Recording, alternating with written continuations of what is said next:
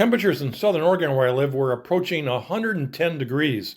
I decided to leave my motorcycle at home, pack up my Teardrop Camper, and head off to the coast where the temperatures were 40 degrees cooler and much more comfortable.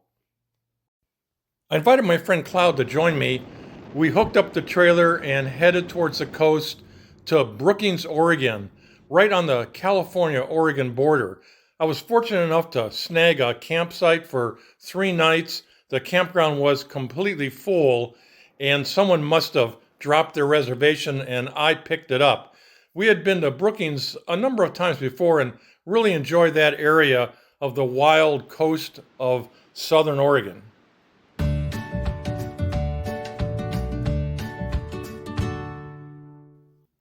My name is Bruce and welcome to my channel.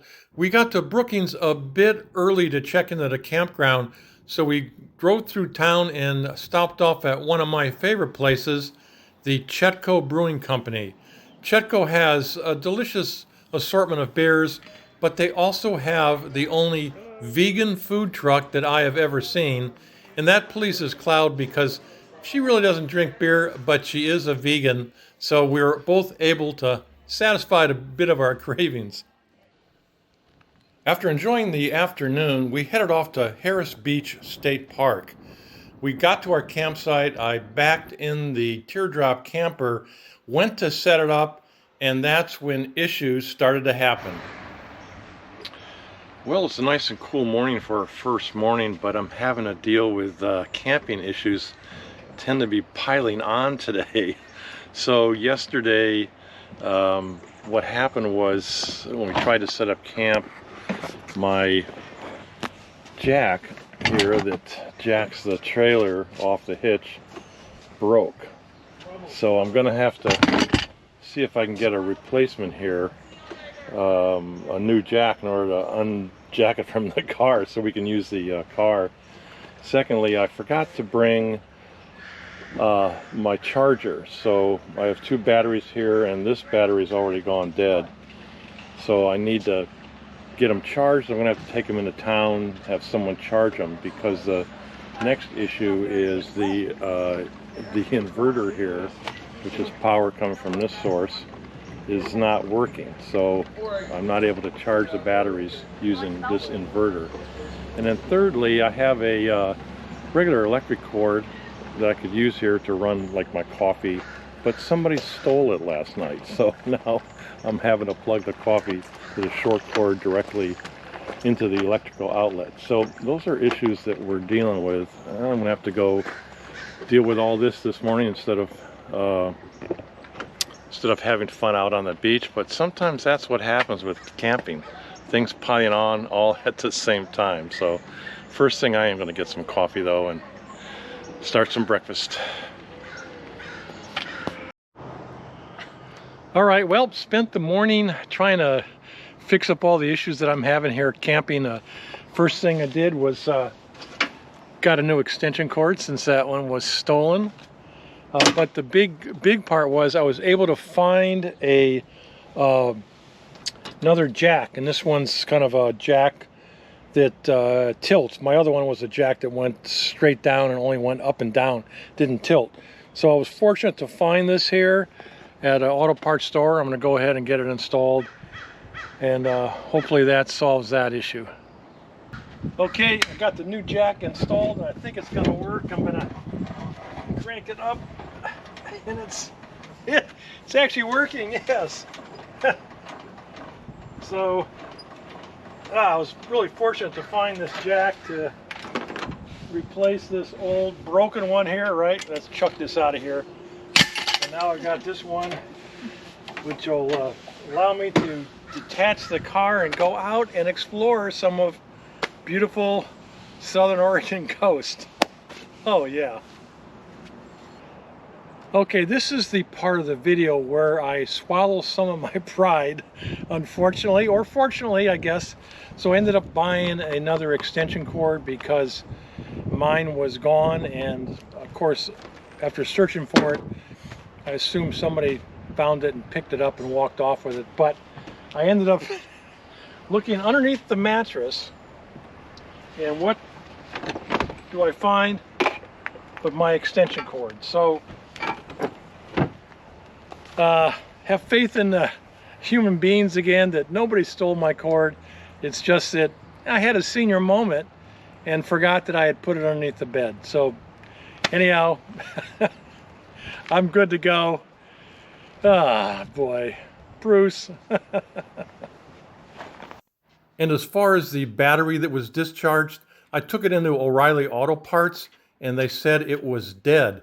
But fortunately, it was under warranty, so they gave me a new one at no cost.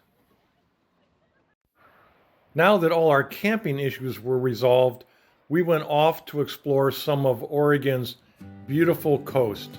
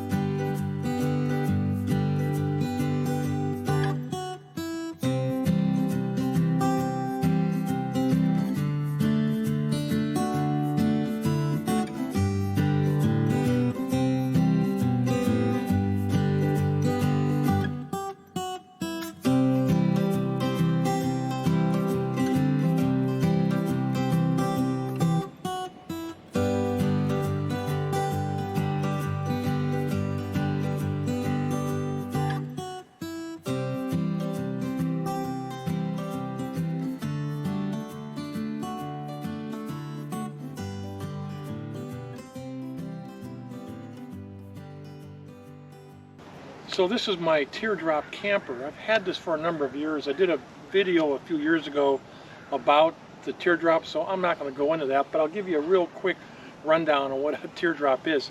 Basically, a Teardrop is a very small trailer where there's accommodations for sleeping in the inside and cooking in the outside, and it's shaped like a teardrop. So that's what distinguishes a Teardrop from all other types of trailers. This Teardrop I can tow with my hybrid SUV because the Teardrop only weighs about 1,300 pounds, and I can tow up to 2,000 pounds with electric brakes on my hybrid SUV. So I get, you know, decent gas mileage hauling a trailer, which is awful nice.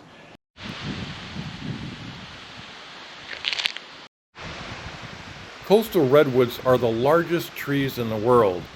They've existed for over 140 million years, back when the dinosaurs ruled the earth. Today they're found only in central and northern California, plus a few small groves in southern Oregon. We decided to go hike into the redwoods in southern Oregon, where the trees aren't quite as magnificent as those along the coast of California, but still it was an enjoyable hike amongst these magnificent giants.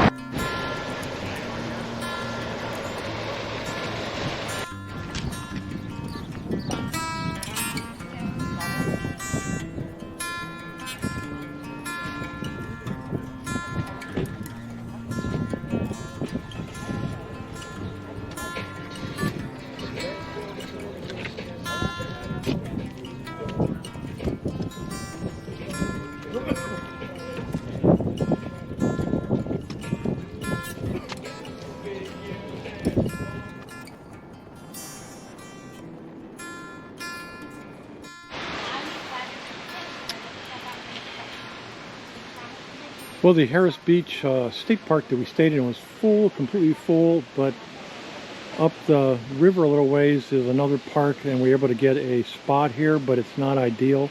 It's basically a parking lot, so that's probably why this one space was available. But we'll spend the night here and explore a little bit. We're right on the Chetco River, see what that's like.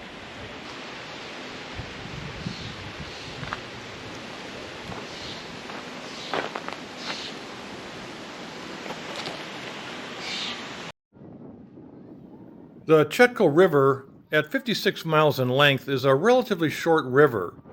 It originates in the Rogue River Siskiyou National Forest east of Brookings, Oregon. Most of the watershed is forested and very undeveloped. The water is clear and pure. As rain and snow are very uncommon in southern Oregon during the summer months, the river was very low, which made it ideal for paddling in my inflatable kayak. No public campsites were available in southern Oregon after our day at the Chetco River, so unfortunately we decided to head back home. I hope you enjoyed this video. If you did, please give a thumbs up, subscribe, and I will see you next time on One of My Senior Moments.